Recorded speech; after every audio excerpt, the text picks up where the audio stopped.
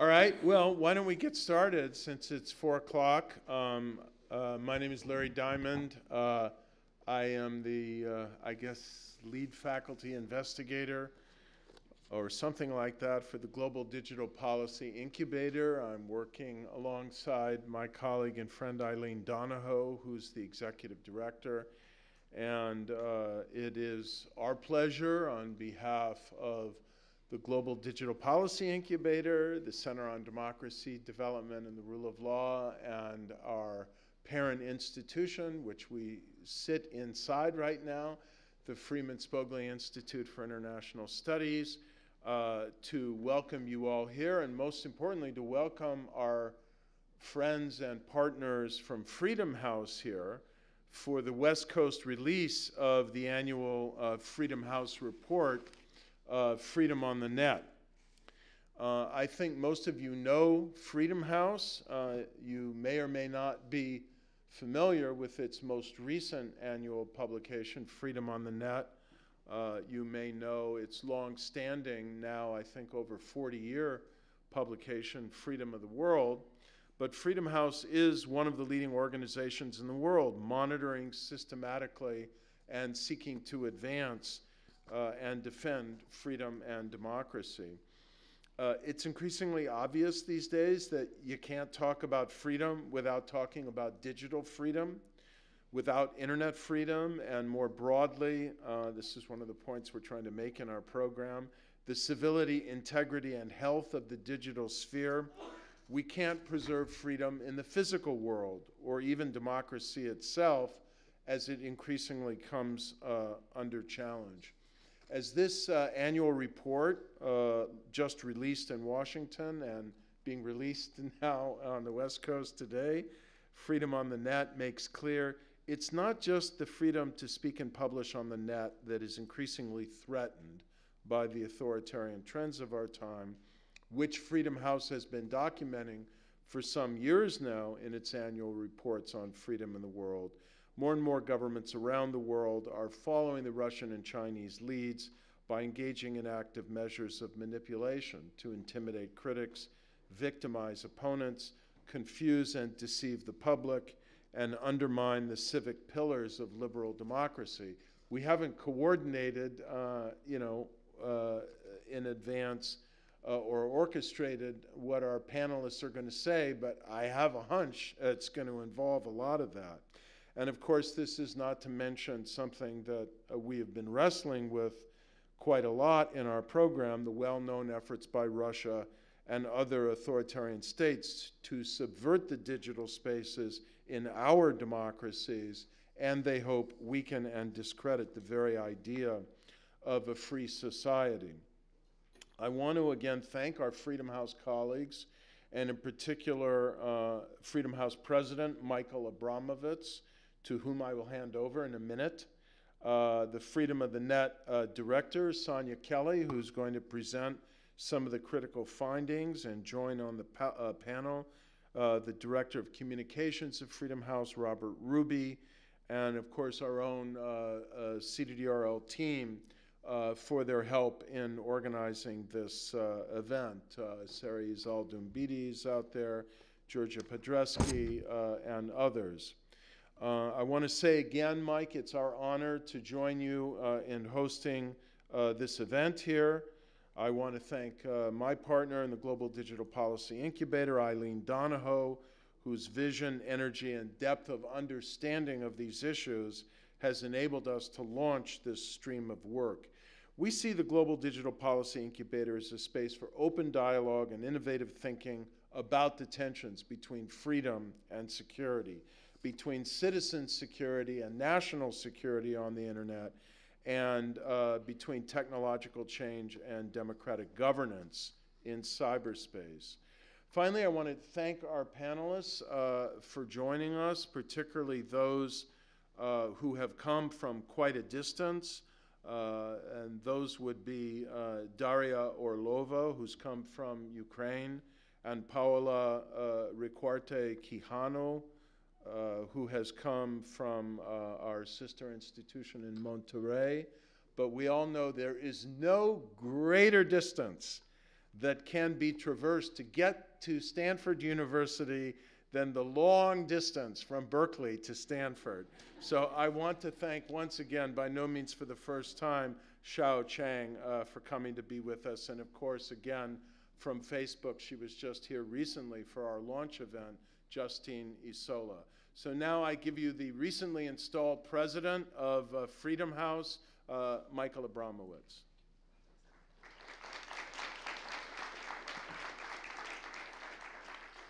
So thank you, Larry, for those warm words, and thank you, Eileen. I wanted to just congratulate you on the creation of the Global Digital Policy Incubator and wish you the best of luck. And I know that we're just thrilled about having this partnership with you, and thank you for making this happen. I feel like I'm really among friends here at Stanford. I see President Ilves here, who's been a longstanding friend of Freedom House. And just to give you a little sneak preview, Estonia, once again, #1 in the world in internet freedom. And the gentleman in the front row here has a big part in that role. So thank you for that leadership, President Ilves. Also, Frank Fukuyama, great friend of Freedom House. Thank you for being here, Frank. And I did want to congratulate the Freedom House team, Sonia Kelly, which has really put together an amazing report for the 8th consecutive year. So thank you, Sonia. 2 points I just want to make very briefly. When I'm on the West Coast, I think I find that Freedom House is perhaps not as well known as it might be on the East Coast. Just a quick word of Freedom House. We were founded in 1941, get this, to confront America first. True story. We were created by a group of very prominent Americans to confront the America First isolationist movement of the 1930s and 40s. That was the origins of Freedom House. And we have been for 75 years deeply concerned about the health of democracy and about American leadership in the promotion of democracy, both at home and abroad. We were involved in supporting the civil rights movement, fighting the McCarthyist era, and the communist threat, and over the last 10 years, really the severe threats to liberal democracy that have been posed first by China and Russia, and now it seems to be sadly spreading across the globe, as has been documented in our annual report, Freedom in the World, which is our flagship report coming out in January. And I assure you that as every year, that will be a very interesting and important report. The issue of net freedom has become, I think, one of our signature issues as well over the last 8 years. There's a lot of really incredible, granular information in the report this year about the ways that repressive regimes are basically manipulating social media to undermine democracy and suppress dissent. And actually, I really highly recommend reading it because it's very hair-raising reading. There's been a lot of discussion in the United States about what's been happening but with the Russian efforts to interfere in our elections in 2016. This problem is not just limited to the Russians, it's gone global, and we're very deeply concerned about it. The one point I did want to make about this report is that you need to look at the broader context. This is just one tactic in the efforts by what we call, what my colleague Arch Puddington has called, modern authoritarians in countries as diverse as Russia and China, Venezuela, the Philippines, Poland, Hungary, Turkey, where leaders are using the facade of democracy to pursue illiberal policies, and we're deeply concerned about that at Freedom House. So with that, I think it's my job to turn things over to my friend Eileen. Eileen, by the way, is a former trustee of Freedom House, and we appreciate your support for Freedom House over the years. Thank you, and thanks for being here. Thanks for having us. Thank you so much. Let me just join in with Larry in saying what an honor it is to have Freedom House here and welcome you to Stanford, the Global Digital Policy Incubator, but especially to highlight what a unique report the Freedom on the Net report actually is. I think it's relied upon by civil society actors, scholars around the world. And as the internet has become the infrastructure for society, arguably internet freedom is the key indicator of freedom around the world. So also on a personal note, it's particularly meaningful to me because while I was based in Geneva as U.S. Ambassador to the Human Rights Council, Sonia would come on a regular basis and bring the best and the brightest of civil society from around the world, like Our Panelists, and come meet, and also participated in the advocacy for the first UN resolution on internet freedom, which happened in 2012, one of the early years of your report. And that resolution laid down this foundational idea that human rights have to be protected online as offline. But it was obviously a much more optimistic moment than today. And that idea of online as offline almost seems quaint in this current context. That distinction has collapsed with the digitization of everything. And we are obviously in a much darker moment. And the internet is being used very effectively by malign actors and authoritarian governments, not only for repression at home, but to undermine democracy globally, as Mike and Larry have said. And I feel like we are all struggling, especially those of us in Silicon Valley, are struggling to hold on to this sense that the internet is actually a technology for liberation, and that global connectivity itself is essential to the free exercise of expression and freedom of assembly and association, rather than primarily a threat. I also feel a need to a little bit underscore one of the key points in the report that I'm sure you'll talk about, which is a concern that democratic actors and democratic governments themselves who are responding to the very real threat of so-called fake news, disinformation, misinformation, hate speech, polarizing speech, with solutions that actually undermine democratic values and free expression. And this would be the cruelest irony if democratic governments and actors participate in undermining liberal democratic values. And I think it would be very satisfying to the authoritarian actors who are trying to accomplish this on their own to have the participation of democratic governments. So I think our job is to seize on the practical question of how do we stop the malign uses of the internet from taking over the beneficial uses, find workable solutions to these threats, and articulate the right roles and responsibilities of governments, platforms, and citizens, which is an underdeveloped topic. So Larry has already done a great job of introducing our excellent, fascinating panelists. I want to say a quick hello to the live audience and welcome you to the conversation. Say that we are going to be taking questions at the end of the program, or partway through the program. So if anybody in the live audience would like to participate in this conversation, feel free to send in questions. So we're going to start with a presentation by Sonia Kelly, who is the lead author and the person who has been overseeing this report since its inception, right? And we are grateful for that. And she's going to give us the top line findings. Then we're going to turn to the panelists for a few specific questions and then a group conversation about the key themes.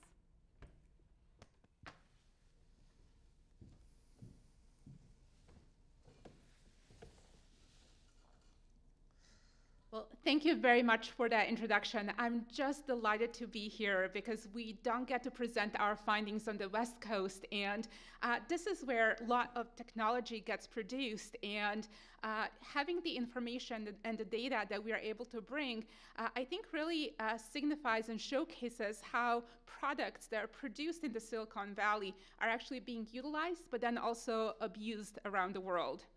As my colleagues have mentioned, we have produced freedom on the net for 8 straight years, and for every year now, we actually bring negative news. The internet freedom has been declining. And the key reason behind it is that more and more governments, because internet penetration is growing and more people are using the internet to communicate, to do commerce, to organize themselves, then more governments in response are trying to restrict that, in part to maintain the status quo and to keep hold on their power. Freedom on the Net analyzes 65 countries, but those 65 countries actually have 87% of all internet users worldwide.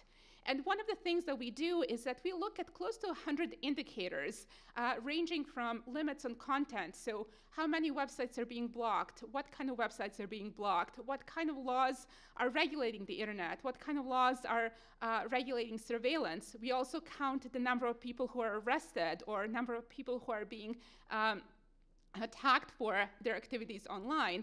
And based on that data, we actually comprise indicators that tell us a whole story each year.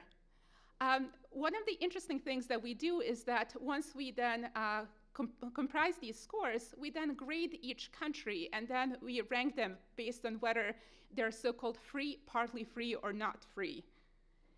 And one of the disheartening findings of this year's report is that according to our assessment, only 23% of global internet users live in free environments. So those are the environments where the government is not censoring political or social information. They're not conducting extensive surveillance over their citizens.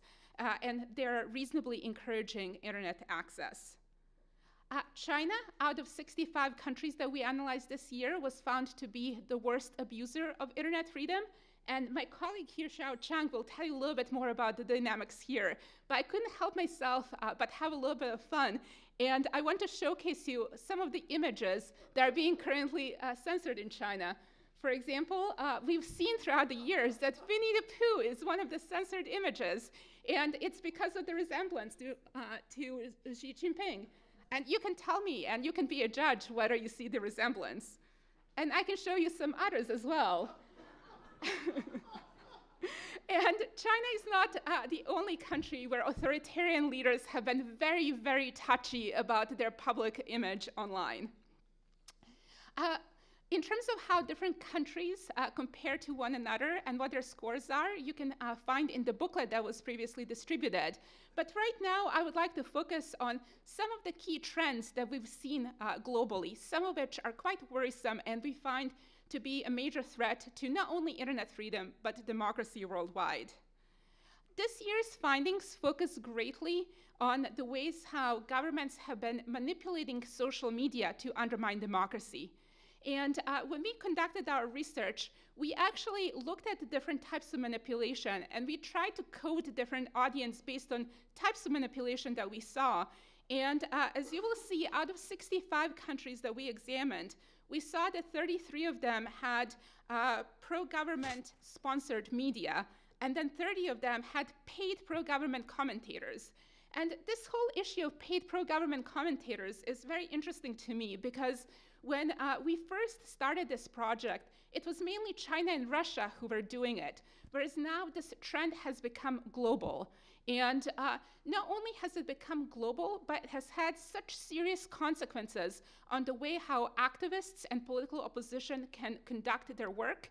And it has had some devastating effects on people's reputation. Just to give you some sense of some of the interesting statistics that we were able to find in our research. When it comes to paid pro-government commentators, an interesting example comes from the Philippines. And there, the government uses so-called keyboard army of thousands of paid commentators whose sole purpose is to go online and defend the government's policies, particularly as related to the brutal drug crackdown. According to our interviews, some of those people are paid around $10 a day. And as we hear, that is a pretty decent income in some of the smaller cities in the Philippines. Some of the other techniques also come through the use of political bots, and that has been a huge problem throughout social media. We've seen in places like Turkey, the ruling party enlisting many pro-government commentators, but also bots who are then in automated way attacking and spreading some of the propaganda online. What's been interesting for us is that many of these different methods of manipulation are actually reinforcing one another. So then if you have this issue of fake news and fake news being spread, then you will have bots actually spreading the fake news over social networks. And then you also have paid pro-government commentators linking to those same pieces of information. And that brings me to this issue of fake news, which obviously is in the news here in the United States quite a bit. But fake news has been an issue throughout the world, and we've seen it present around elections in 16 countries. And this is just to show you how fake news look like in some other parts of the world. What's been very interesting to observe is in Kenya, in addition to, of course, maliciously created and false pieces of information, for a lot of users, it's been incredibly difficult to discern what's fake news from truthful news, because many of these pieces actually come with the logos of prominent organizations. So right now, you have a video that's created to look like a studio interview in CNN, and it has a CNN logo on it, but it did not come from CNN, and in fact, on the right, you actually see CNN tweets saying that they had nothing to do with this. In another piece, also from election time, this is from Armenia, and during the elections there was a widely circulated USAID letter, which said that US government actually had a role in supporting local NGOs. And then the way how this spread on social media was that US government really meddled into Armenian elections. Of course, it was fake, and I think anyone who spoke English would know that it was fake, given many of the typos, but it is something that really caught up in social media there, and it provoked the US Embassy and USAID to respond. Apart from the issue of manipulation, we identify several other trends, one of them being increased shutdowns. And shutdowns are actually deliberate shutdowns of the entire internet, whether that be mobile networks or fixed networks. And it seems like that some governments are becoming so desperate and they're unable to do anything else that they're resorting to this ultimate solution of censorship, which is to shut down the internet. Very few governments are now shutting down internet countrywide, but we are actually seeing them having these localized shutdowns, whether in a particular city or in a particular region. And particularly disheartening for me has been to observe that a lot of the shutdowns, or the majority of them, occur in the areas that are populated by ethnic and religious minorities. And these communities already are disadvantaged, and they don't live in the areas with strong infrastructure when it comes to telecommunications to begin with. So some of these shutdowns then have extremely dire consequences for them. An interesting finding for us has been also to notice that shutdowns are going mobile, meaning that more and more governments are actually focused explicitly on mobile networks, and they tend to leave the fixed network on its own, in part because more and more people in some of the developed countries are actually only using the internet through their mobile phones. Another trend that we've seen over the past year is increase in cyber attacks, particularly cyber attacks against the human rights community, against the journalists and political opposition. And it's been interesting to observe because I know that Freedom House and many of our peer organizations such as Access Now and others have invested a lot of effort in training civil society in good cybersecurity practices. But in part, because of many of these tools becoming so available and relatively cheap, we are now seeing more and more governments actually obtaining these technologies to be able to hack activists' accounts and surveil them in that way. We've also seen cybersecurity being quite connected in many instances to this issue of disinformation, because what we've seen is that a lot of the high-profile influencers, like very popular political leaders or journalists, they're the ones whose accounts are being targeted, and then this information is being spread on their behalf. In this particular instance, I'm showing a screen from an account of a very well-known Venezuelan activist and journalist. And as you can see, he has 195,000 followers. And someone was able to take over his account. And at first, they started posting information that was not correct. It was if protests were organized, then it was to say that no, protests are not going to happen. So that kind of disinformation. And then, as you can see at the end, then the hacker actually turned on the tweet delete feature, meaning that many of the tweets were deleted later on. Some of the other issues that we identify also include increasing restrictions on VPNs. And this is something that we've seen grow over the past few years, but also it's a measure that tends to be very unpopular in the countries that institute it. This is in part because VPNs are obviously not just used by civil society and activists, but even more so they're being used by regular citizens just to securely connect at cybercafes or at Wi-Fi's, or they're being used by the business community. So we've seen very few countries actually banning VPNs altogether, but they're kind of moving towards the model that we've seen in China, where they're creating essentially two levels of VPNs, a level that is permitted by the government where VPNs need to register. And then this other essentially layer of VPNs would be VPNs that did not register, and then they become blocked. We've also seen in another trend a growing censorship of live streaming. And that has been particularly interesting because until recently, very few people were live streaming, particularly around the world. But now that we have tools such as Facebook Live or Snapchat's live stories, more and more governments are taking a notice. So we've seen actually activists or protesters being particularly targeted if they're trying to live stream a protest or if they're trying to live stream something that the authorities don't want to have broadcast. We've also seen some countries actually imposing laws that restrict live broadcasting. So for example, in Bahrain, news websites are actually now prohibited from using live streaming, and it's actually against the law. And finally, I want to highlight the trend of growing violence against bloggers and activists and other critical voices. We've seen growing violence in 30 countries out of 65, and it's violence that sometimes it's quite grotesque and dramatic, and in fact, in 8 of the countries, people were killed for something that they wrote online. We've seen that most people who are being affected are actually journalists and bloggers who have a high level of following, and if they post something that is becoming influential in the community, they're more likely going to be punished for that. So in many ways, we see all these trends, and we see all different tools from this authoritarian toolkit being used on the internet.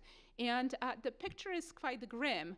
But at the same time, I've been personally quite encouraged to see the internet being used for so many positive examples of activism. So I don't want you to think that the internet is only being used for repression, but we've seen the internet being used for the fight against oppression.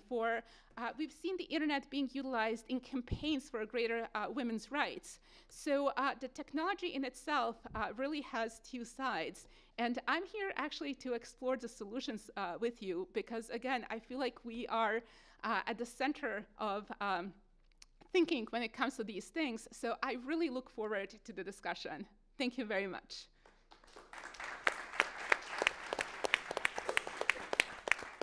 So that's great. Hopefully we will get to some solutions and practical ideas, but let's start with the big theme. So you've had this report for 7 years? So 8 years. 8 years. First year was baseline. And baseline, okay, and then 7 years of decline since That's right. then. Yeah. So you've mentioned a variety of big themes, internet shutdowns, especially targeting mobile connectivity, restrictions on live video, especially for human rights purposes, preventing live streaming of protests and preventing images from getting mass audiences, technical attacks on news and opposition figures, restrictions on VPNs, and physical attacks on online journalists and bloggers. But this year's big theme is really the manipulation of social media. You've highlighted political bots, troll farms, so-called keyboard armies, paid commentators. For me, this is the most striking thing, that authoritarian governments have caught on that this is a tactic that they can use effectively to censor. So they flood the zone of social media with propaganda and disinformation, and they effectively take over the discourse. And so it's sort of like by taking over the ecosystem, they drown out the opposition. This becomes a form of censorship in addition to the old school restrictions on speech. So two-part question to this. What happened this year to help authoritarian-leaning governments to catch on to that this tactic could be so effective? Because I don't think this has been highlighted so prominently in past years. And why also do you think people were so caught unaware of this tactic, so we were sort of flat-footed as it was put upon us? I think that's a great question. As I mentioned, we have tracked this issue since the beginning. It's just that initially it was only a couple of countries, and we've seen that number slowly grow. But it seems like that once the Russians started doing it in the United States and in Western Europe, it seems like that a lot of other governments started thinking, oh, this is actually not a bad idea. I could do this too. So there was a certain level of learning that occurred over the past couple of years, unfortunately. And it is this type of learning actually that we've seen in other methods of censorship as well, whether that be website blocking or surveillance. But it seems like that the authoritarians are learning from one another, and unfortunately that's trickling everywhere around the world. In terms of why we were caught in this situation unprepared, I would say that for a lot of the world, they had started seeing this issue before we did here in the United States. So I had recently a conversation with a friend from Bahrain who said, oh, you guys are only starting to pay attention to this right now. Like, we've had this problem for a number of years, of course, with Bahrain being one of the early adapters of this technology. And I think that's one of the key reasons why it's important for us in the United States to know what kind of restrictions occur in the rest of the world, because in a few years, we might be faced with similar restrictions coming from some of these authoritarian countries. So it was a bigger problem than we realized. We just weren't paying attention to it. And they've learned from each other. Exactly. And the media prominence has helped people learn even more. I want to turn to the Chinese context, Xiaochang. And you know, as Sonia has told us, China was rated the worst country for internet freedom 3rd year in a row. So what is so peculiar about the Chinese context or the Chinese government system for its ability to control the digital information ecosystem? I'm thinking back to, you know, the early days, you know, of the internet. President Clinton, you know, making that statement about controlling information on the internet is like nailing Jello to the wall. And yet it seems like the Chinese have accomplished this feat. How have they done that? Yeah, in this context, it's not only, I think Freedom House report did an excellent job by ranking those internet freedoms, and in my view, correctly so, ranking China as the worst of internet freedom. But this is in the context, China is also a country, has the largest internet market, has largest number of internet users, has very large leading internet enterprises. And internet and digital technology is pervasive in the society. People using, there's more than 9 million cell phones right now, 600 million right, internet users at any given moment, generating billions, hundreds of billions of pieces of information. It is actually also a lot of freer than 20 years ago in the Chinese society, in the sense of people's ability to express themselves and to connect themselves. These are all true. As a matter of fact, including myself, in the early stage, 27 years ago, even 30 years ago, when we had the first email, China, the first email connecting to the world, I would like to actually share that with everyone, is from a physicist in China, researcher connected to a German institution, and he was very excited. This is 1987. He was very excited to write this email saying, across Great Wall, we can reach every corner of the world.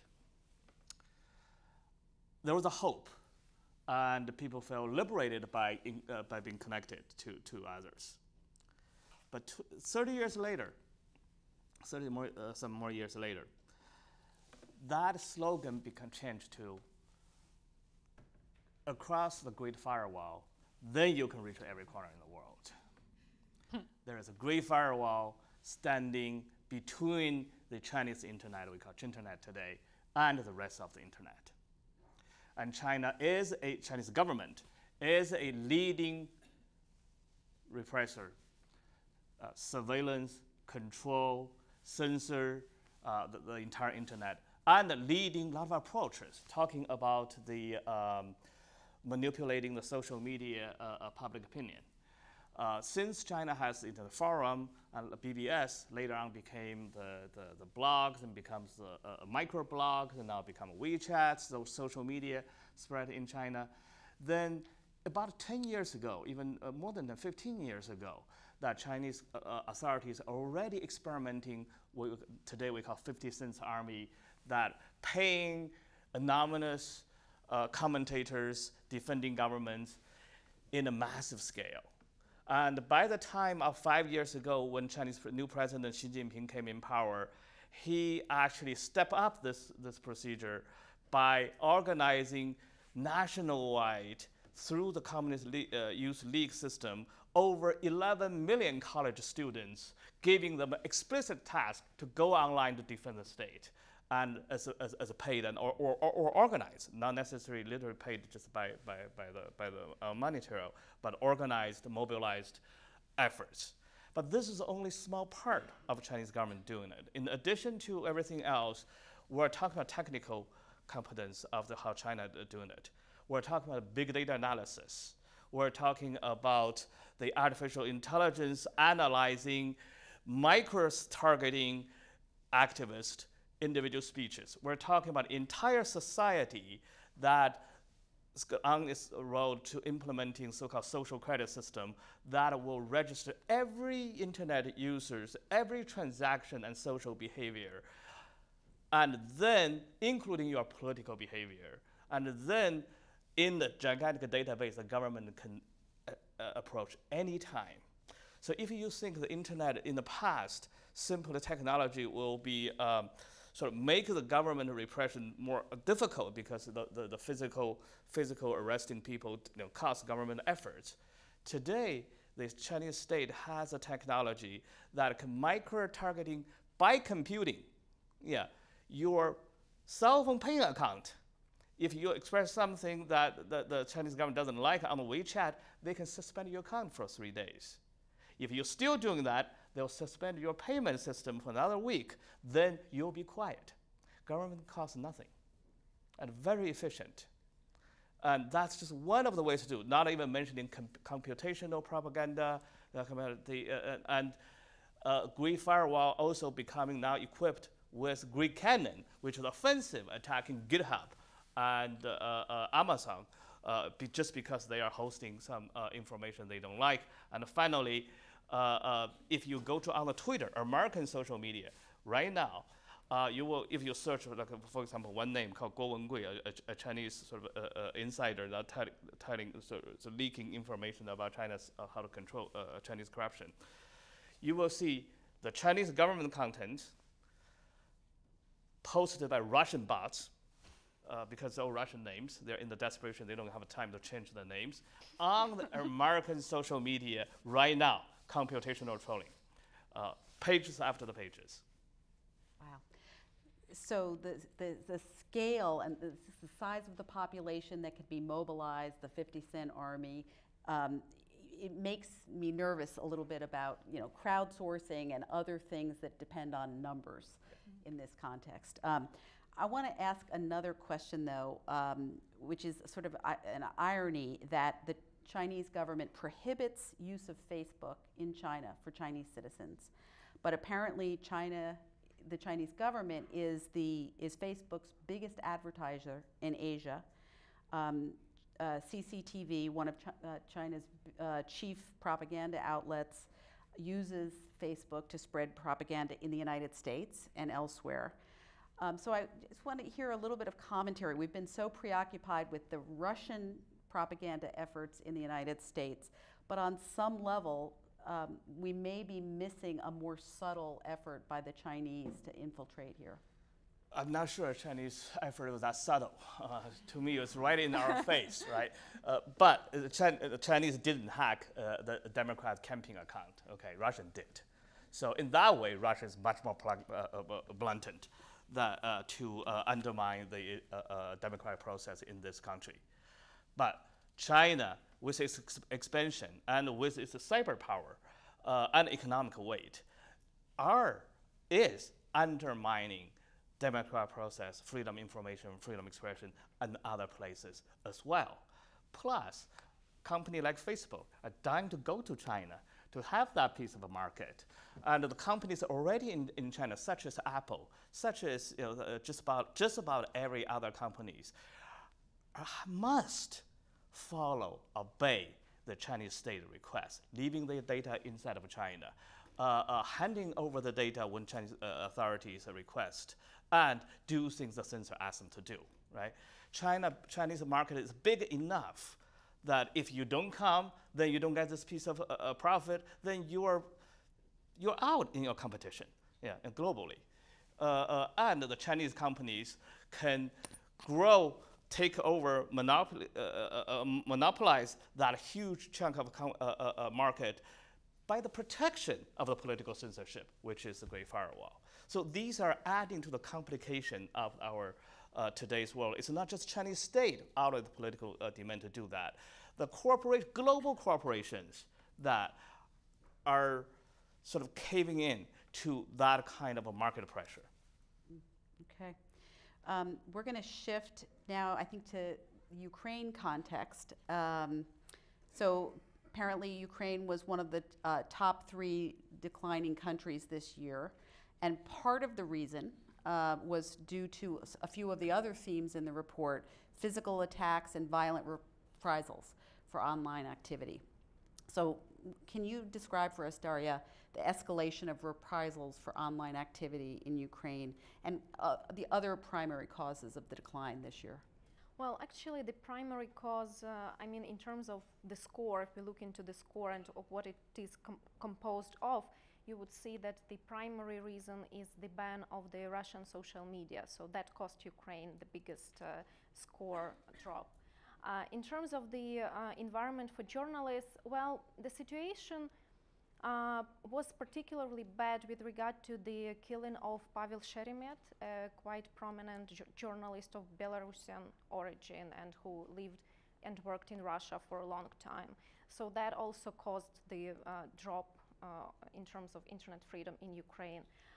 The environment is quite tense, although I wouldn't say that it is much worse than, let's say, 2 years ago. So apart from this instance, particular case of Pavel Sheremet, of course, there is some pressure, especially with regard to those journalists, online journalists who investigate cases of corruption on all levels, I mean local and national. But so far there hasn't been, last year there hasn't been like an avalanche of attacks against journalists, except for that case that I mentioned. However, the atmosphere is quite tense because in general the political atmosphere is tense in Ukraine, and there is this feeling, sense of turmoil, ongoing turmoil. So I hadn't been aware that the ban on Russian content was the primary cause. So that in and of itself highlights one of the most challenging questions, right? Of how do we differentiate between propaganda and free speech? And even if propaganda, what should the rules be? So we're going to come back to that topic as a group. So start thinking about that, because I think that's what we have to get at, this tension between freedom of expression and the quality of discourse necessary to sustain a democracy, and what the rules should be and who should make them. But given that the content was banned, part of the reason was that Russian disinformation campaigns have been playing out in Ukraine for years, especially in the context of the Russian annexation of Crimea in 2014, even before it became a central topic in the United States and elsewhere. So what were the peculiar features of the Ukrainian context that made it so ripe for Russian propaganda? And specifically, how did manipulation of social media play out in the annexation of Crimea context? So, well, first of all, it is important to note that these threats of propaganda went along with direct threats. So it was not only about information security, but I mean the actual aggression, military aggression and annexation of Crimea. So it all went together. So, threat of physical violence, or annexation and actual violence in the eastern part of Ukraine. So happened simultaneously. Yes, so they complemented each other, so to say. So we first noticed this very sharp rise of propaganda and disinformation about Ukraine during the Euro Maidan protests. So the way the protesters were depicted in the Russian media was completely distorted, and that gave the grounds for the polarization among the population, because significant part of Ukrainian population has been consuming Russian news, have been consuming Russian media and Russian news. So that contributed to this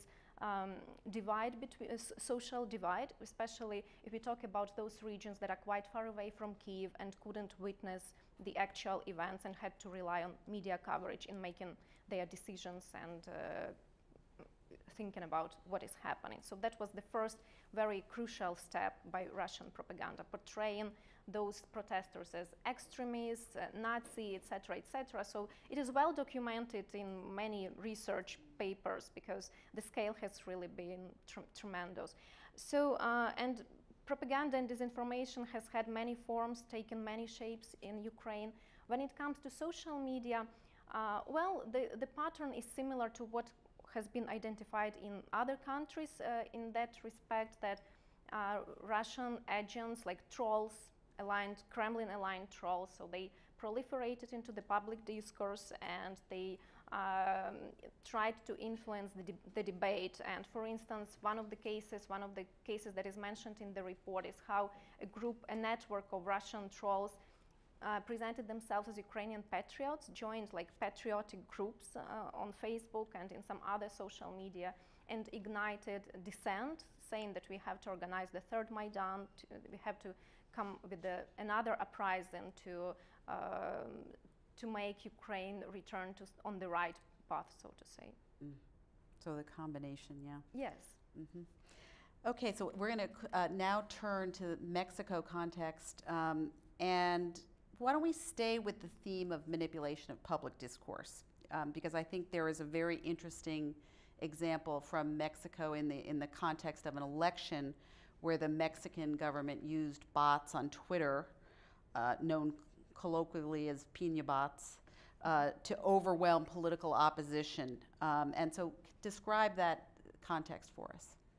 Well, thank you very much. We are very happy that this year Freedom of Net report highlights the manipulation, the digital manipulation, because in Mexico, we, during the last election, we actually saw how effective these techniques are to influence the result of the elections.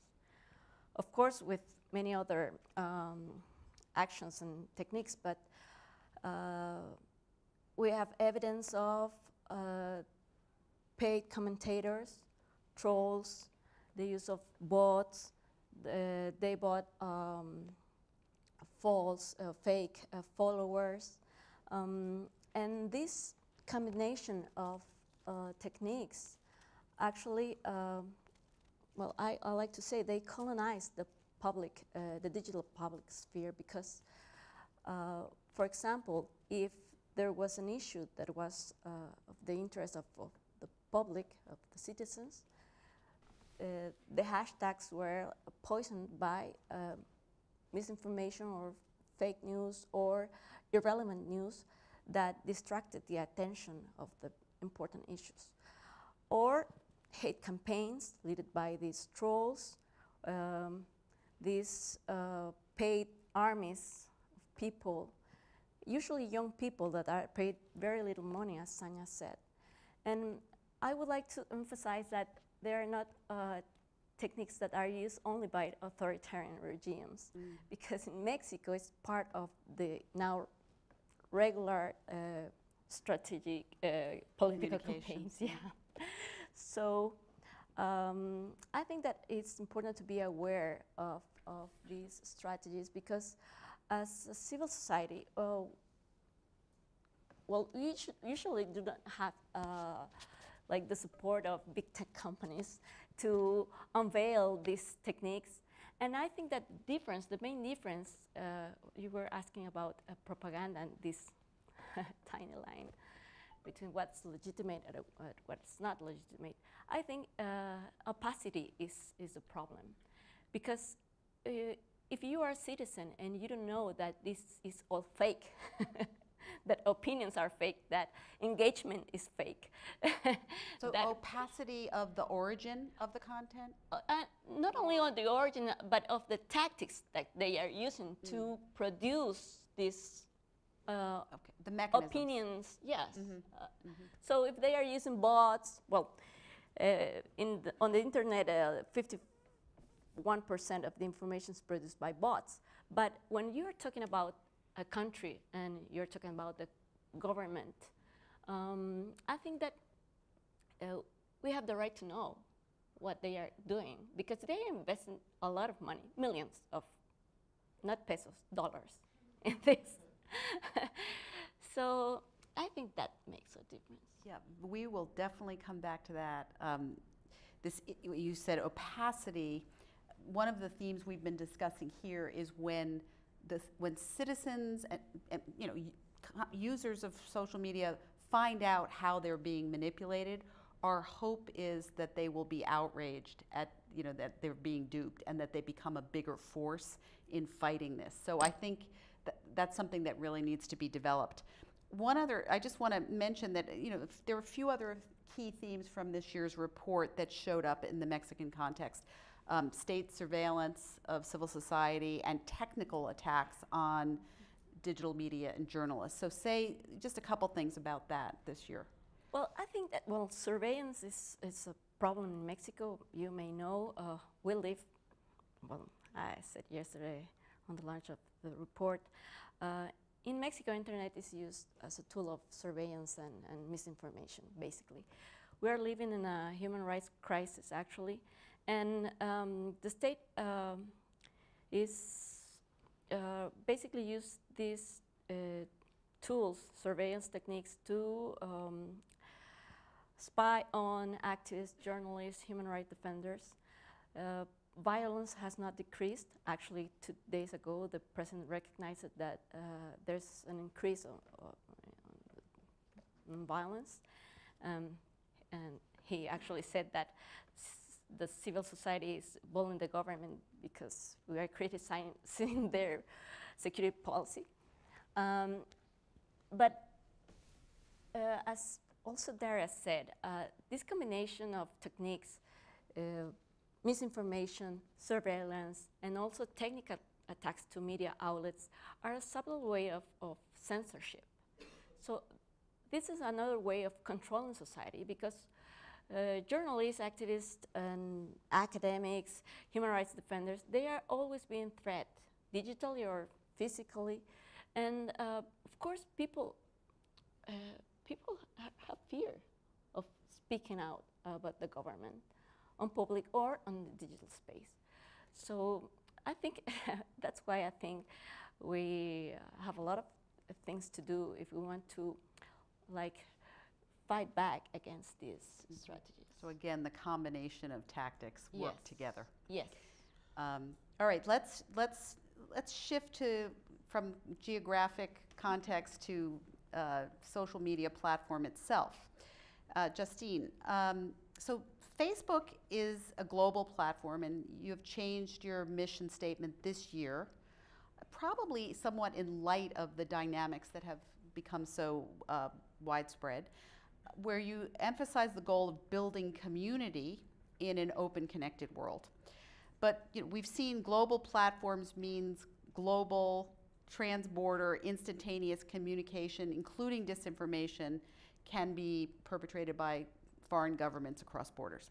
So I want you to talk a little bit about the white paper that Facebook did on combating info ops, which is, combating info ops is normally thought of as the responsibility of a government, you'd think. And, but I think it also, as I understand it, the primary theme in that white paper is about combating inauthentic amplifiers and mechanisms of manipulation rather than evaluating on a content basis. So tell us a little bit about the thinking that went into that and how it fits into the concept of protecting free expression. Sure. Yeah, that's a paper that was published in April of this year for anyone who wants to go and read it.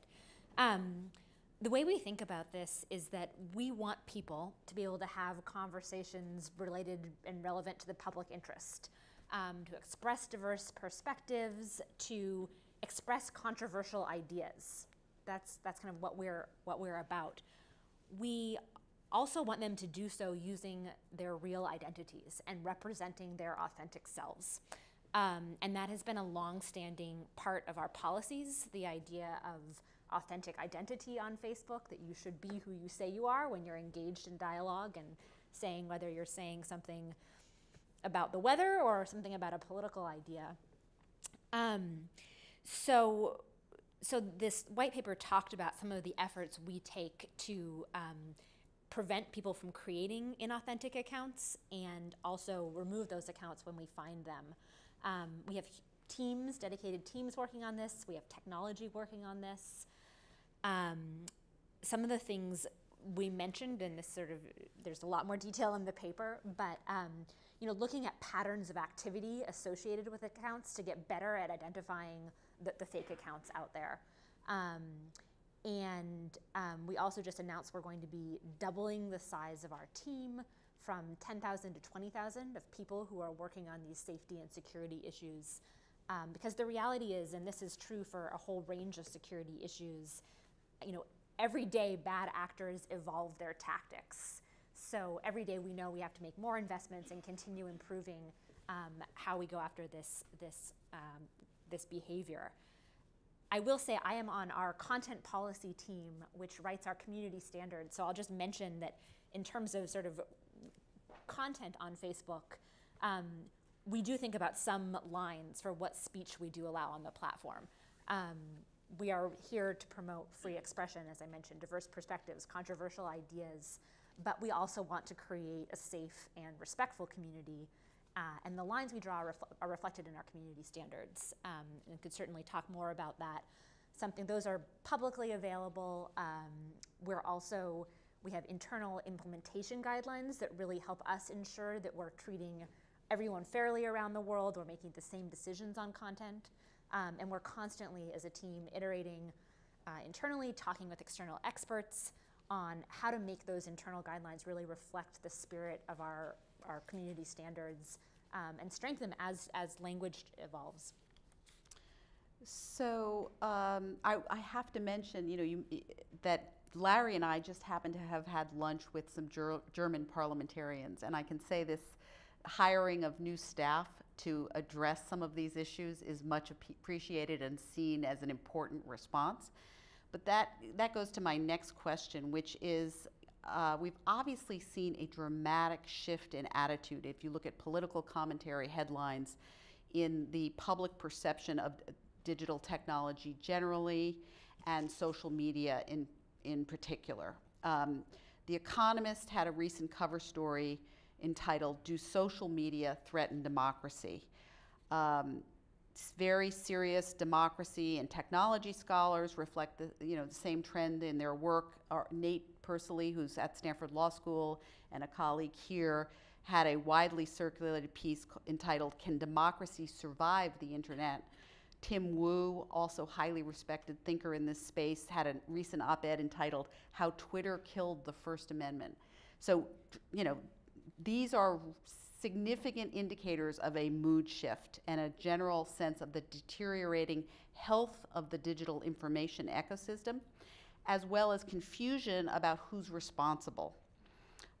So how does Facebook think about its own role and responsibility in preventing manipulation by malign actors? And how do you think we should generally think about the divide between government responsibility, platform responsibility, and the role of civil society and citizens? Yeah, I think I'll speak to what I think has been on the back of many people's minds in terms of Russian inauthentic activity and the U.S. election, because I think that speaks to how we take this responsibility very, very seriously.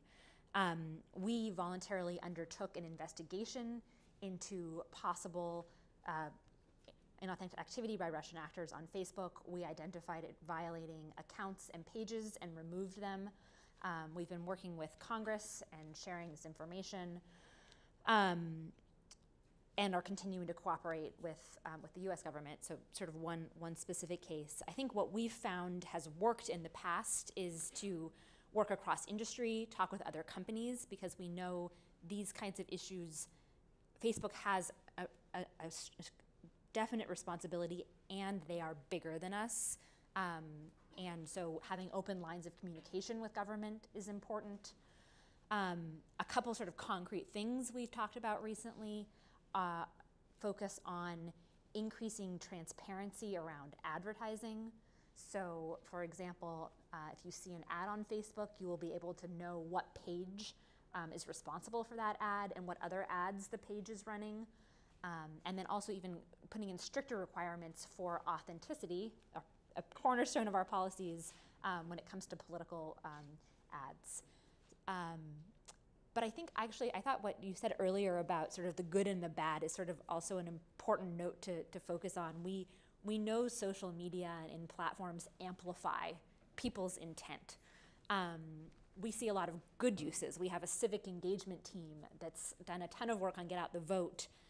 We see people having conversations between elected officials and constituents that may never have been able to happen in previous years. So this is sort of the good. Of course, then when others, bad actors, whether they're governments or individuals, are sharing misinformation, that can have a damaging effect also.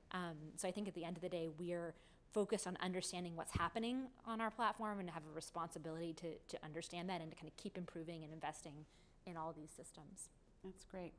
So I think we're going to have a couple questions just back and forth between the group, and then we're going to go to the audience so you can think of your questions, and also the live audience. On that point about social media amplifying, I want to bring that idea back to this core question about how do we articulate the difference between propaganda and free speech, or legitimate advocacy for a political position or a policy, or as Paolo said, strategic communications versus manipulative speech.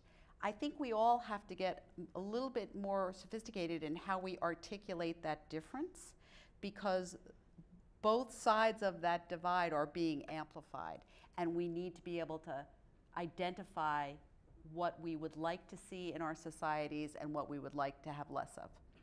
And then that'll help us develop the rules. So, what's different about propaganda today in the digital context because of the speed, the scale, the extraterritorial reach from propaganda of old? How do you guys think of that? So I can start. For us, when we look at this issue, for us in the research end, it's also challenging to then figure out what's the difference between, just someone voicing opinion genuinely for government policies versus the government doing this to amplify their own agenda. And one of the distinctions on the research end for us has been the government actually using public funds and doing this in covert way.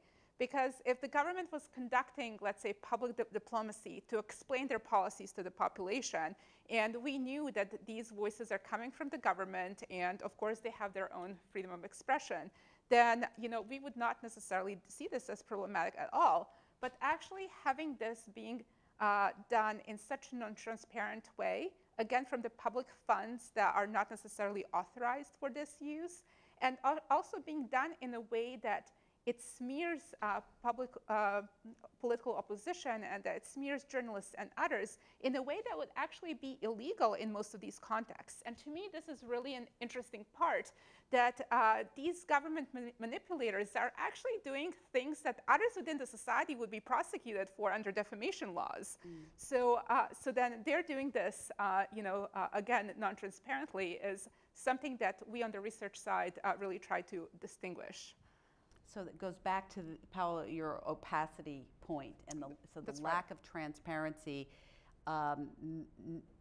means that the public isn't aware of the extent of manipulation, which could be part of how we build resilience if we are aware of how we're being manipulated. Well, exactly, and just looking at some of the studies in terms of how some of these techniques become widespread and how fake news tend to go viral, essentially whoever is trying to place these fake news, they need to identify a core group of whom they think would be the believers in fake news.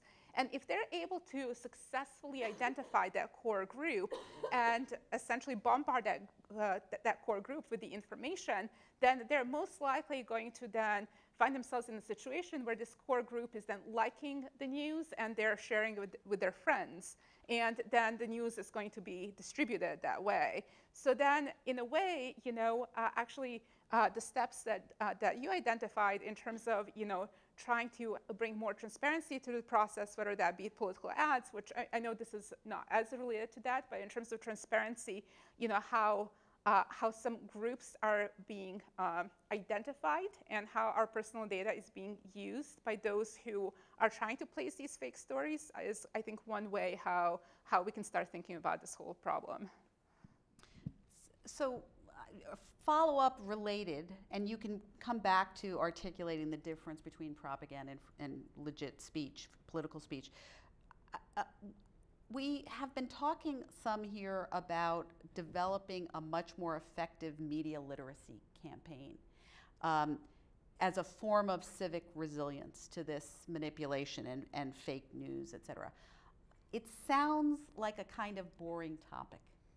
And it's hard to get traction in that space. Do any of you have any ideas about what would be the elements of a effective civic engagement campaign, media literacy campaign around disinformation and manipulation in this space?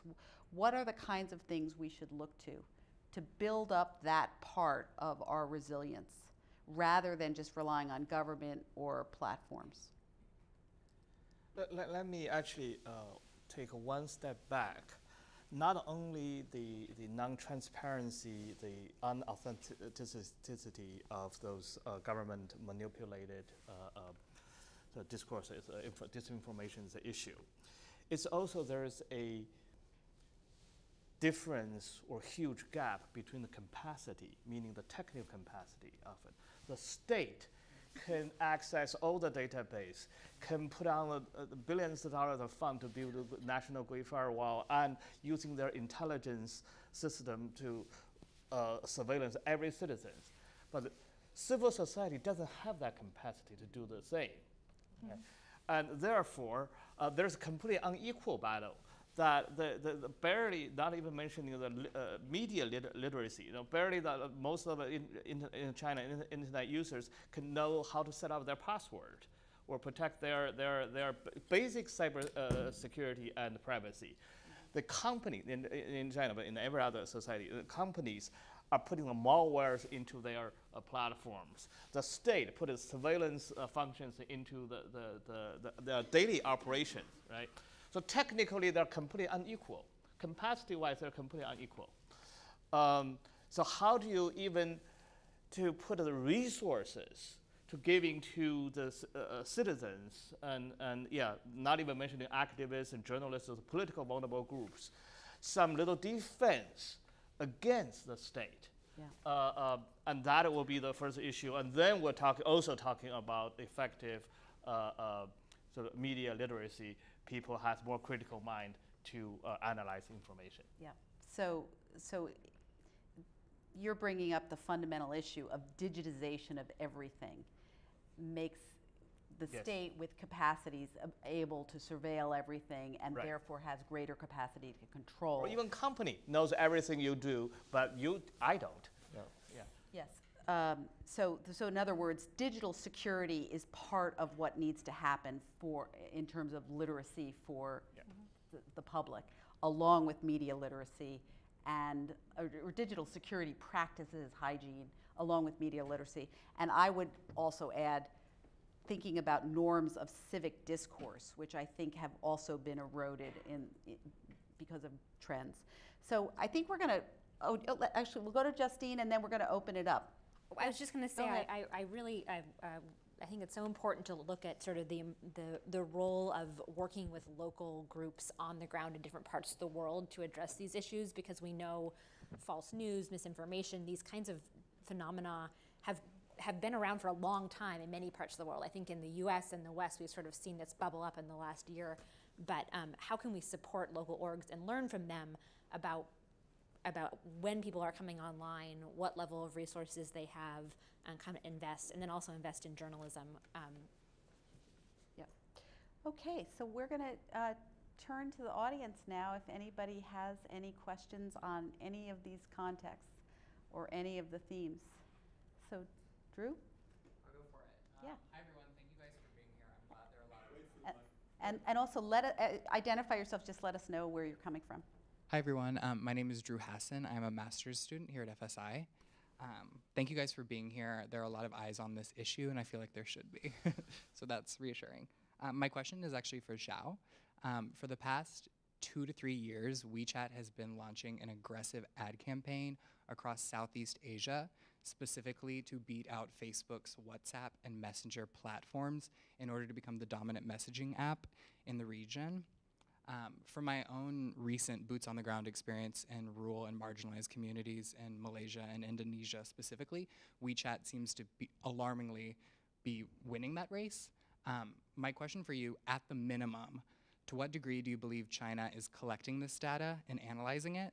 And perhaps more brazenly, we know that China is more patient than Russia, but can you imagine a future when China uses its WeChat expansion to censor messenger conversations abroad?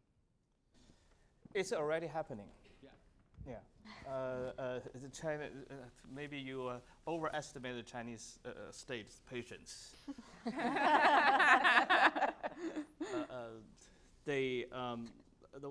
this is part of the expansion. Of course, it's a technology and commercial, but it's relating to everybody's information security and integrity. Because I don't know about in Malaysia, in Indonesia, but it's the same WeChat company. But I do know that inside of China, the normal Chinese users, that the WeChat users are under all kinds of not only surveillance, but control through their digital usage. For example, WeChat Pay is very, very popular in China, right? It's incredibly convenient. You with your cell phone and they have a WeChat Pay, you can go to the taxi. You could just go around the town for entire day activities without pulling out anything else, right? It's incredibly convenient and advanced, as a matter of fact, a piece of tool. But it's also give WeChat company and the Chinese state a total control of your individual freedom and individual information. What did you buy? What did you pay? And they can suspend your account. They can monitor your money flow. They can see everything your privacy is.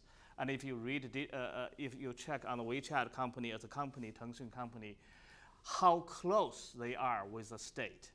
As a matter of fact, every company, Alibaba and every of those major companies, they are essentially a state company.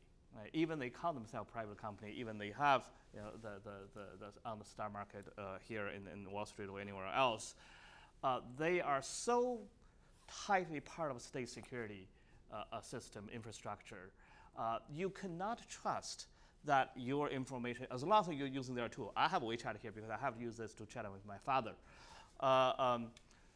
That they cannot access to. They do, and they have. Many activists has reported experiences using WeChat or other Chinese tools and under the complete surveillance. As a matter of fact, I'll give you a actually interesting, but not it's really not funny little expression that recently I mentioned this Chinese insider sort of revealing Chinese high-level corruption in New York. He's apparently very closely linking to the Chinese intelligence agency. So he reviewed some of the tactics or that the Chinese intelligence use against Malaysia, against Hong Kong, against Taiwan, or anyone.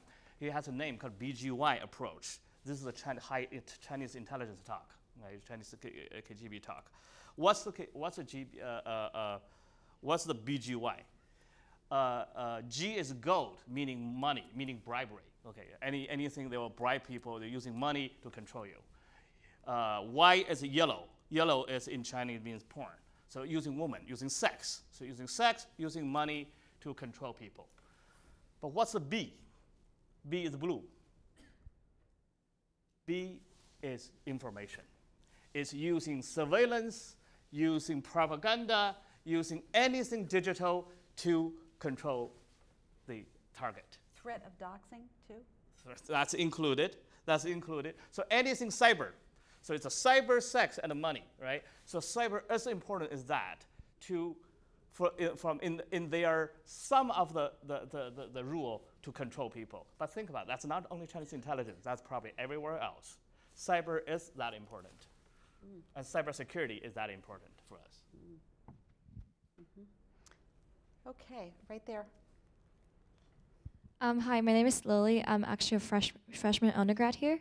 So I also grew up in China, so I deeply felt, the impact of information control. So my question is a two-part question. So the first of all, so people like me, who come to the U.S. or to study abroad, and bring those information back, I believe that, there are a certain amount of population that are increasingly aware of this limitation of information and is discontent about it. So first of all, to what extent do you think this type of growing discontent can impact, freedom of information in China? The second part of my question is that with what type of leverage do you think the U.S. or other state actors can have on China in terms of opening up freedom, or do you think it will be very difficult?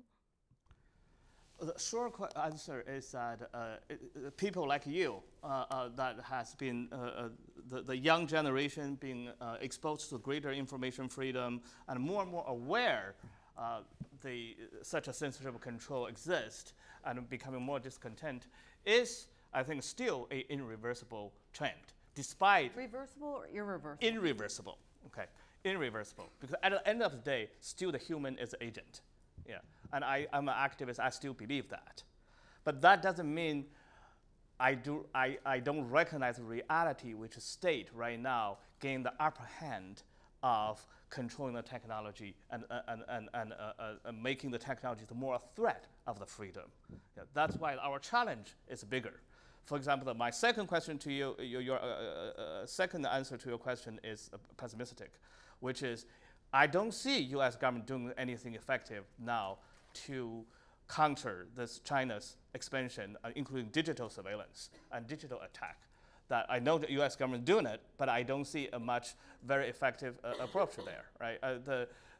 Eileen, U.S. ambassador, human rights ambassador, pushed out the cyber UN resolution. It's one of those approaches that in every front, those digital freedom need to be defended. But China now is expanding power. The state is expanding power. Yeah, the U.S. need to protect its own social media space and infrastructure from the China's expansion. That's even more on the defensive role rather than offensive. And actually, I have a question for you because you are obviously here, and as you mentioned, you are becoming more aware of the censorship efforts done by the Chinese government. Do you think that you and your friends, once you go back to China, will be in a position to do anything, and whether it's going to matter? Okay, I'll answer from personal experience. So I came to the U.S. when I was 14, and I went to boarding school on the East Coast. So I think there are definitely, for me, for my friends and people I know, there are definitely people around me that have the same sentiment. Some of my friends, so I used to write for a blog called Female Cultivation Leadership program. So basically, we post a lot of feminist editorials on WeChat, but another sentiment that I've been feeling is our fear in terms of what our action might entail. So for example, my mother always tell me, don't be a drop of blood in a sea of limitations. So don't be that one change, and it's gonna bring out a lot of really heavy cost to you. So I think as of this point, there are some human rights activists that I know who are actively doing things on WeChat actually, but I'm a lot more pessimistic about our impact in China. Thank you. Okay, President Ilves, right here. Right up here.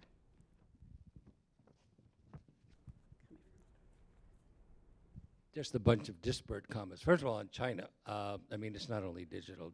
This past week, an Australian publishing company withdrew a book because a couple of months ago, Cambridge University Press first caved into China and then withdrew that on censoring articles, academic articles that were critical. But Cambridge University Press also commissioned a book from Karen DeWisha on Russian corruption, and then they withdrew that. And Amazon UK, which it was published in the US, but you couldn't buy it via Amazon.uk. So I mean, the tentacles move pretty far, even in the offline world, as it were. So where the control is far more brutal, I would say. So it's just something to keep in mind, that it's not simply the digital world, and it can go much further. Secondly, you asked if there are any positive examples of fighting back. Well, there's a pretty bizarre one that took place about a week ago, or a little more than a week ago, when a Latino group in Virginia posted a video which then showed Latino kids in Virginia being afraid of the Republican governor. And there was a huge outcry, but also, I mean, against this ad, because it was kind of fear-mongering, and then it was amplified by Republican bots. So, I mean, that's kind of a bizarre case, I would say, but in fact, then the Latino group withdrew the ad in response to that. So, I mean, this is an example of how you can occasionally do something, though it's not something we would normally think about. Though it does show that Republicans seem to be far better organized for bots than Democrats. Yes.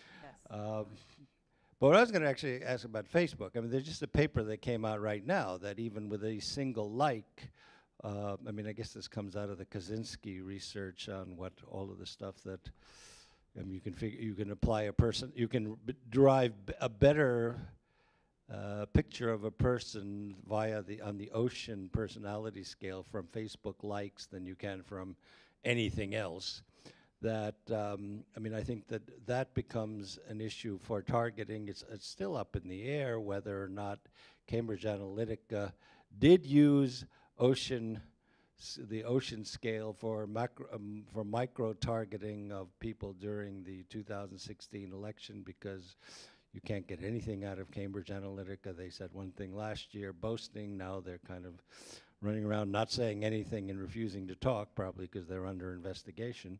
But in any case, the point is that there is so much information on a Facebook page about people that the question is not simply a matter of, to me, it's in fact less and less it's about things like fake news, but rather actually the very highly granular targeting of people on Facebook that is possible from what they share or even what they like. And I was wondering if you could comment on that. Briefly, somewhat outside the scope of what I focus on.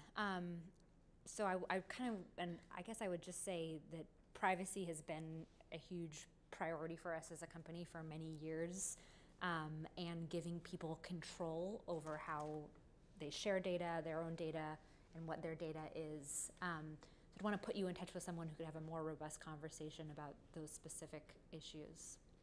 So I just have to jump in and say, so this gets, one of the big questions here is the difference between a government having all that data for whatever capacities and a private sector company. And, what about, governments coercing companies to hand things over, that kind of thing.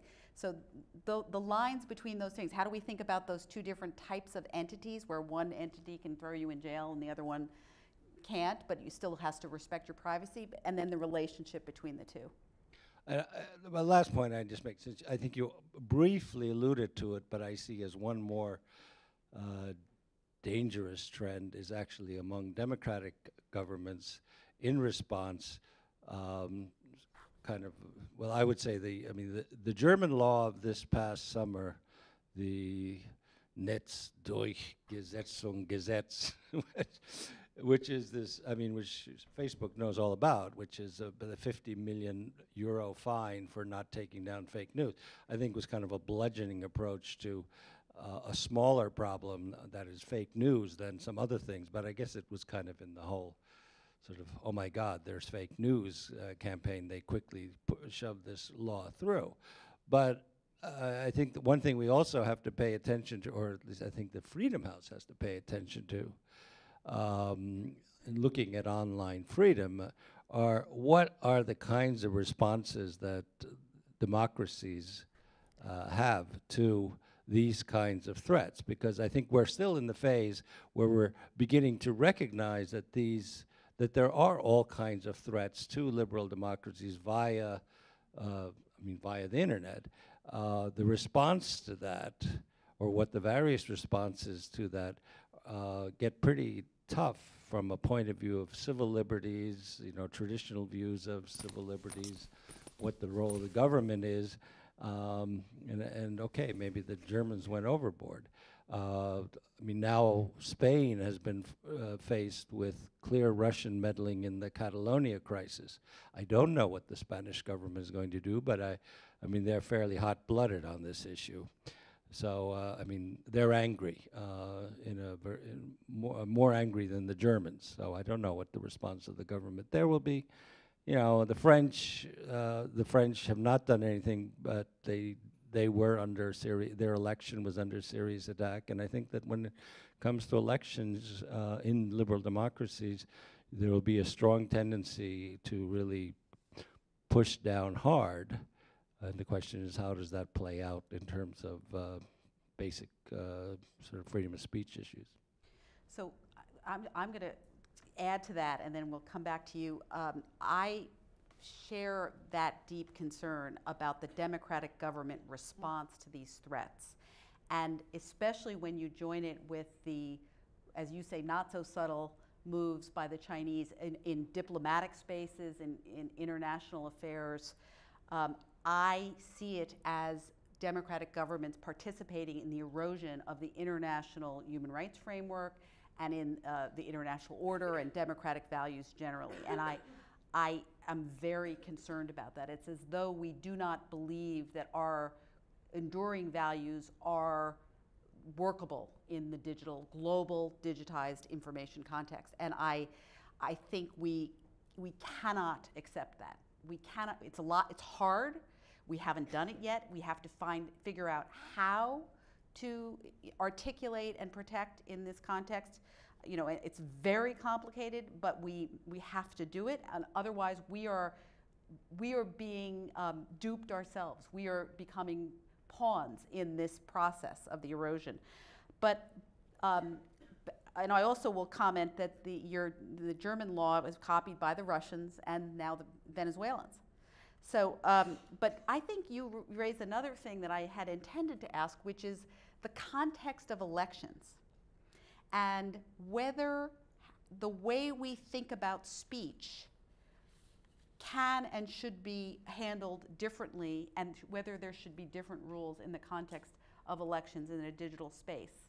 And I think that, you know, I don't know, Frank, you might, this is something that you've worked on for years in the much broader context, but I think that it may be that in the context of elections, we need to approach this differently, even though it's still very difficult to delineate what those rules should be. Sorry? We're going to actually take a question from our Facebook audience. Thank you guys for listening online. And it is on the same thread as President Ilves's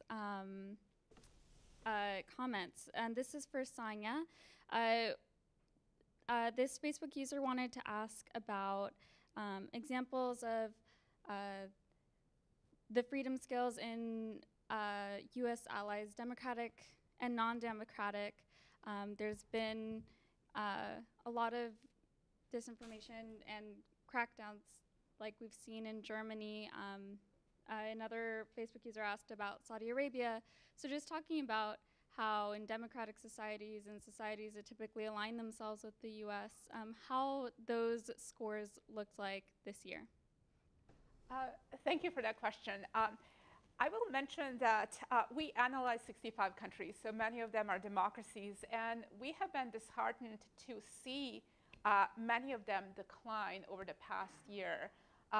Some of the democracies that are our biggest allies, such as the UK or France, have all declined.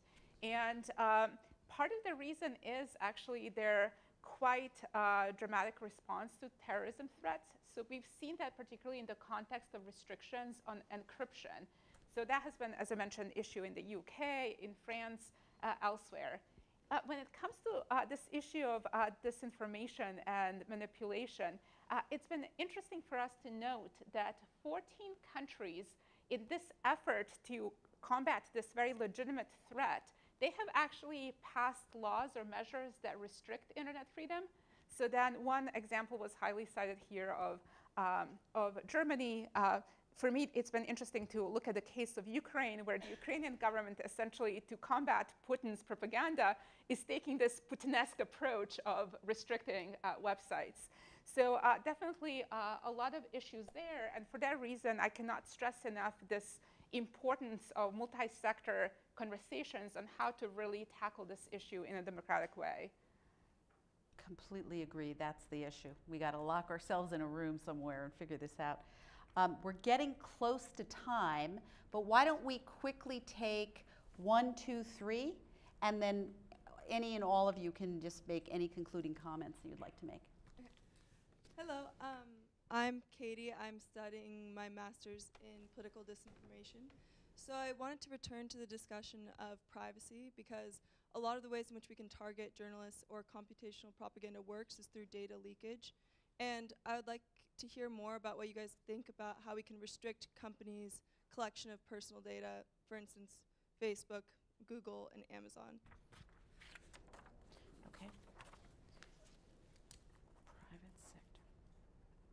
Okay, right there.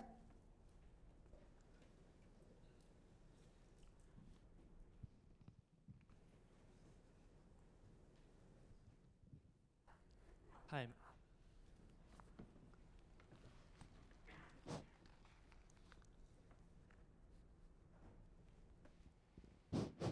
Hi, my name is Jason Lo. I'm a graduate student studying political science here at Stanford. So my question is, if the internet is a new battlefield between countries and between the states and society, should there be any international norms for this battlefield?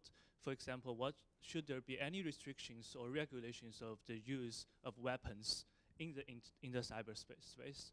And this is a further complicated question because the use of weapons moves from previously it's in hands of the governments. Now the internet companies comes into role, and we know most sophisticated and advanced methods are developed mostly as the internet companies, and the same set of methods that was used to maximize the commercial benefits, like to targeting users and for advertisements, can be also used to censor civic informations. So, like for Facebook, so you have all these machine learning, neural network, deep learning, NLP techniques to help you to identify users and activities on the platform. So I see these methods as the new weapons on the cyberspace. It could be used for good purpose and can be used for bad purpose. Should these weapons also be protected in some way using some rules? Because if these methods goes into the authoritarian regimes government's hand, it can also be used for other purpose. So, and generally, what should the international society work in this way? Thanks. Great, and then yeah, go ahead. Last one. I'm Jessica. I'm a first-year international policy master student. So my question is, I think Chinese citizens has more and more awareness of the use of paid commentator or political robots by Chinese government. But instead of the outrage of a majority, I think more and more of them just keeping silence because of the powerful control between the WeChat or Weibo with the Chinese government. So, and there is a wave of more and more self-generated pro-government social network posts. Instead of the 50 Cent Party, more and more people kind of self-generated to become a member of 50 Cent Party. So what's a possible future strategy to fight back as this very unequal battlefield for Chinese citizens or the overall wave, since other authoritarian regime is learning from Russia and China? If we don't have a strategy now, I'm worried about the future of the overall authoritarian regime using this kind of censorship to kind of manipulate with people's mind. Thank you. So let's quickly, if anybody has a response, we had, privacy, collection of data, we had international norms, use of force and protection of human rights, and then another China question. Let's just go down the line and see if anybody has a quick summary point. In terms of international norms, I will mention that the type of international norms that I would like to see deal with human rights and ensuring that that the norms that we have that respect human rights are also respected in the online space. And Eileen, of course, you were crucial, in that fight at the Human Rights Council. But when it comes to the norms about internet shutdowns, for example, we saw a resolution last year condemning internet shutdowns. So I think for us, it's really essential to ensure that governments know and accept on the international level that some of the restrictions on the internet are not acceptable as part of the human rights framework. Great. Sure. China, in terms of machine learning and targeting propaganda, computer propaganda, already developing its own approaches. technically it's no difference than a commercial company developing those more targeted advertising algorithm. But in China, because of the nature of the political system, they will use to the civil society as well. In the case of China now, that more and more people get the internet, social media, government has much stronger control through variety of methods. We're talking about 50 cents or censorship, just part of it. But I agree with my previous colleagues that it's the bigger picture of social control, the physical threat, the physical security, and the other form of control together to control people's mind and information, including economic control. So we cannot address this issue simply just from digital point of view. Great. Anybody else? No? So I just want to add to the international norm question, I can't resist, that at a high level of abstraction, there's been effort to assert international human rights law and international humanitarian law, norms on use of force, are applicable in the cyber realm. The hard part is articulating how to do it. And I think, especially in the context of this conversation, when information has become the weapon, it really confuses the space because it's collapsing international human rights law concerns about freedom of expression with norms on use of force. And so it's a very complex area, but I would like everybody to continue to hold on to the concept that there is international law, both in humanitarian law context and human rights law, and that there are universal values, and our job is to figure out how to articulate them. So let's just say thank you to all the panel and to Freedom House for an excellent report. We have a reception outside to which you are all invited to join us. I should tell you something very funny. China is last. Of 65? Yes. Estonia is first. It's the first, right? But when the ITU Yes! 3 months ago published a survey of cybersecurity, number one in Asia was China, and number one in Europe was Estonia. So we have the top in cybersecurity and